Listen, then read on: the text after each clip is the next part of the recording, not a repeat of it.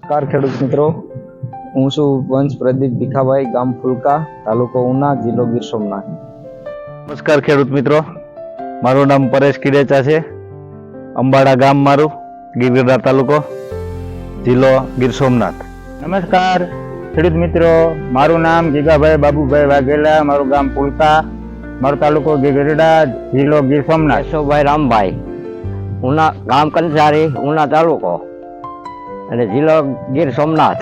નમસ્કાર ખેડૂત મિત્રો, મારું નામ અશોક નથુભાઈ કિરેચા, ગામ અંબાડા, તાલુકો ગીરગઢડા, ગીર સોમનાથ જિલ્લો. મિત્રો, મેં મગફળીનું વાવેતર કર્યું ત્યારે પાયામાં નિફોનું વાવેતર કરેલ, નિફો ખાતરનું વાવેતર કર્યું છે. ત્યારે આનું રિઝલ્ટ મને બહુ જોરદાર મળ્યું છે.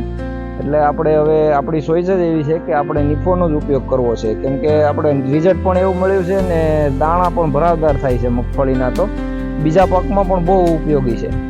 હું સતત 2 વર્ષથી નિફો વાપરું છું અને એનું રિઝલ્ટ મને સારું મળ્યું છે. જમીન પોચી રાખે છે અને ઉત્પાદન બી સારું આપે છે. હું 3 વર્ષથી આ નિફો ખાતર વાપરું છું.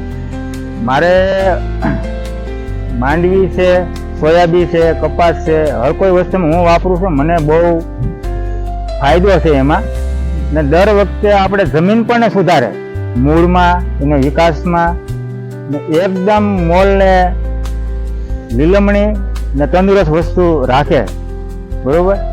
ને હું મારી તો ખેડૂતને ભલામણ એવી છે કે નિફો કંપનીનો કાંઈ ખાતર છે ને ખેડૂતો બધા વાપરશે ને તો એના મોલની અંદર, એના પોતાની જમીનની અંદર બધી રીતે ફાયદો છે.